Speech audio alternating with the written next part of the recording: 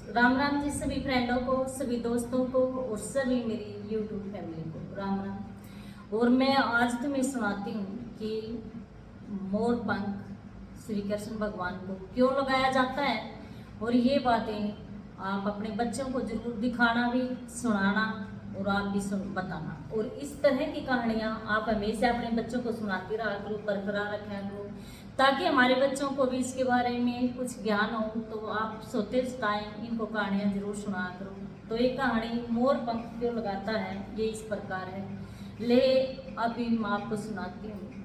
आप जानते होंगे कि मोर एक कितना सुंदर पक्षी है और भारत का राष्ट्रीय पक्षी मोर कहलाता है। मोर अत्यंत सभी पक्षियों से बहुत ही सुंदर है, उसके नीले पंख भी बहुत ही सुंदर है। और एक बार श्री कृष्ण भगवान, देखो नदियां बह रही थी, पेड़ पत्ते सरसर की आवाज हो रही थी और सावन का महीना था, घटा काली घटा छाई हुई थी। तो उस टाइम पे श्री कृष्ण भगवान अपनी बांसुरी में इतने धूम थे कि बहुत ही सुंदर, बहुत ही प्यारी बांसुरी बजा रहे थे। तो सभी नदियां भी सुन रही थी, धीमी पड़ गई थी भगवान श्री कृष्ण की बांसुरी सुनने के लिए। पेड़ पौधों ने सरसराहट बंद कर दी थी क्योंकि वे मधुर ध्वनि श्री कृष्ण भगवान की बंसुरी की ध्वनि वे सुन रहे थे। तो उसी समय पक्षी वहां पे मोर आया और श्री कृष्ण भगवान की मुरली को देखकर इतनी मीठी बजा रहे थे कि वो भी बहुत ही जोर शोर से वहाँ नाचने लगा। क्योंकि श्री कृष्ण भगवान बंसुरी इतनी अच्छी बजा रहे थे कि किसी को नहीं भी नाचना आता वो भी नाचने लग जा। तो बेटा हम मोर पंख के बारे में बता रहे हैं सभी बच्चों को ये दिखानी बहुत ज़रूरी है। और बड़े मेरे दोस्तों को, मेरे साथियों को, मेरी यूट्यूब फैमिली को, मेरे बहन भाइयों को, सभी को सुननी है ये कहानी कि मोर पंख क्यों लगाया जाता है, मोर कितना पवित्र होता है और कितनी पवित्रता इसके पंख में होती है, कितनी ताकत होती है, इसका पता कुछ लोगों को तो पता ही होगा और कुछों को नहीं पता है। तो इसको सुन लो। तो श्री वो खूब अपनी मस्ती में नाच रहा था, झूम रहा था, लेकिन मोर से रुका नहीं गया। वो कृष्ण की ओर रुक करके नाचना बंद करके श्री कृष्ण भगवान की तरफ ऐसे वो देखने लग गया। तो श्री कृष्ण भगवान की तरफ वो देखने लग गया तो कहने लगा कि वो रुक गया। तो श्री कृष्ण भगवान ने देखा कि मोर कितना पवित्र है, मेरी तरफ ये ध्यान दे रहा। तो उसने उसकी तरफ देख प्यार से निहारा श्री कृष्ण भगवान ने मोर की तरफ, और उसकी पवित्रता को देखकर श्री कृष्ण भगवान बहुत ही खुश हो गए और वह उसे देखने लग गए प्यार से। तो उसी समय श्री कृष्ण भगवान ने झुक करके मोर की पंख को तोड़ लिया, फूल को, और उसने मोर को वचन दिया कि देखो आप बहुत पवित्र हो, बहुत प्यारे हो, मेरे को इतने प्यार से निहार हो। तो इसलिए तो कहते हैं कि भगवान को तो इतने प्यार से ऐसे भी हम देखेंगे तो भगवान भी हमारी तरफ आ जाता है। तो मंदिर में कहीं भी, अपने दिल में भी, घर में भी देखो तो भगवान की तरफ थोड़ा देखा करो, जल्दीबाजी में पूजा मत किया करो, उसकी तरफ निहारते रहो, देखते रहो, कितना सुंदर, कितना प्यारा है। तो मोर भी तो ऐसे ही कर रहा था, मोर भी रुक करके भगवान श्री कृष्ण का ये दर्शन नजारा ऐसे देखता रहा। तो जब श्री कृष्ण भगवान की नज़र तुरंत मोर पर पड़ी और उसका एक झुक करके भगवान श्री कृष्ण ने पंख तोड़ा और एक पंख अपने यहाँ पे उसने लगा लिया और उसने कहा युगों युगों तक जब भी मैं मुकुट लगाऊंगा तो मैं आपकी बांसुरी मेरे यहाँ, या आपके जो पंख है मेरे यहाँ मुकुट में लगेगी, इसके बिना मेरा श्रृंगार अधूरा रहेगा। तो सभी मोर पंख जरूर अपने घर में लगा करो और कृष्ण भगवान की जब इनको मुकुट पहनाया जाए तो उस मुकुट में मोर पंख जरूर डाला करो, नहीं तो भगवान का श्रृंगार अधूरा है। और जो भी घर में, देखो आज ऐसा तो किसी का भी घर नहीं है जिसके घर में कुछ रुकावट ना हो।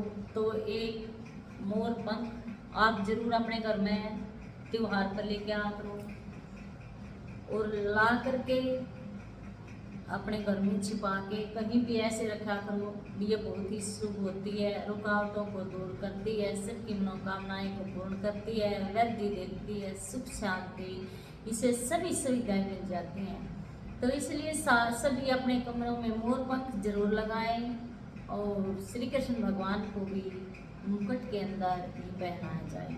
और सभी से मैं ये विनती कर रही हूँ कि सब बहन भाई अपने बच्चों को सोते टाइम ऐसे ही श्री कृष्ण भगवान की, बालाजी महाराज की, शिव गुरु की ऐसी ऐसी कहानियाँ सुनाते रहा करो और उनको 5-10 मिनट सोने से पहले आप उनके पास सो करके कहानियाँ सुनाओ, अच्छी बातें बताओ। और ये लड़ाई से बचने के लिए उनको बोलो, चुप रहने के लिए। देखो, एक बच्चों को ये सिखाओ कि बच्चे हमेशा मौन रहें, क्योंकि मौन रहने से, चुपचाप रहने से बहुत सी बीमारियां, बहुत सी संकट, बहुत सी दुविधाएं दूर हो जाती हैं। और बोलना है, बोलना सारी बार, मौन भी नहीं रहना है, चुप भी नहीं रहना है, बोलना भी है, लेकिन सही समय पर। जब सही समय पर ही बोले, जब बोलना उनसे पूछा जाए, कुछ काम हो, उनको लगे कि हाँ अब हमें बोलने की ज़रूरत है, जब भी बोलें। नहीं तो अपने बच्चों को अच्छी अच्छी बातें बताया करो। जैसे ये सिखाओ, बेटा आप चल रहे हो, रास्ते में पत्थर पड़ा है तो उसको हटा करके एक स्थान पर रख दो या पैर से रख दो एक तरफ, ताकि किसी आने जाने वाले को उससे कोई भी प्रॉब्लम ना हो। तो अगर हम दूसरे की प्रॉब्लम को सोल्व करते हैं तो हमारी सोल्व करने वाला श्री कृष्ण भगवान बैठा है, ये बालाजी बैठे हैं। तो हम अगर दूसरे का अच्छा करेंगे तो हमारा अच्छे करने वाला ऊपर, हमारे ऊपर, सिर के ऊपर बैठा है।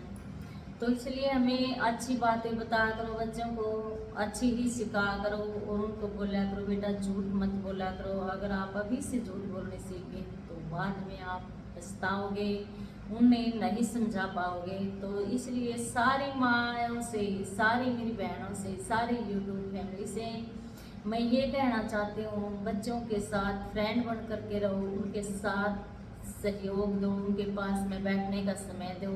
बिल्कुल बच्चों के लिए समय नहीं है आपके पास, ऐसा भी प्लीज़ मत करिए, उनको समय दो भरपूर और अच्छी अच्छी बातें अपने बच्चों को बताया करो। जब ये सोएं तो उनको सिर को सहलाते हुए कुछ अच्छी बातें उनके कानों में डाल दी जाएं तो अच्छी बात होती है। और एक जो भागवत होती है उनको बोल दिया करो, 10 रुपये की भागवत आती है छोटे वाली, हमेशा उनके बैग में रखा करो। उनको हिंदी वाली लेके आना छोटे बच्चों के लिए, तो क्योंकि वे संस्कृत में पढ़ नहीं पाएंगे, छठी क्लास से होती है संस्कृत शुरू, तो बड़े वाले के लिए संस्कृत में ला सकती हो श्लोकों में, और छोटे वाले के लिए हिंदी की लेके आओ। आप जा करके वहाँ बोलोगे तो वह अपने आप ही दे देंगे। बच्चों के लिए गीता दे दो तो बच्चों को बोलो, बेटा 1 पैरा 2 पैरा जितने भी आपकी मर्जी हो तो प्लीज़ इनको पढ़ो। अगर आपके बच्चे घर में गीता पढ़ते हैं तो वहाँ पे कोई भूत प्रेत वास नहीं करता है और बच्चे हमेशा निर्मल हो जाते हैं, बिल्कुल उनका हृदय साफ हो जाता है। बच्चे तो ऐसे ही साफ सुथरे होते हैं, उनका दिल तो हमेशा साफ ही रहता है। जो गलती करते हैं, कचड़ा भरते हैं, तो ये हम माँ बाप ही भरते हैं बच्चों को उल्टी सीधी सिखा के और टाइम नहीं दे करके। तो थोड़ा प्लीज़ बच्चों को माँ और बाप दोनों टाइम दें, उनके साथ उनको डराओ भी मत कि वह कुछ बता ना पाएँ, उनका सहयोग दिया करो।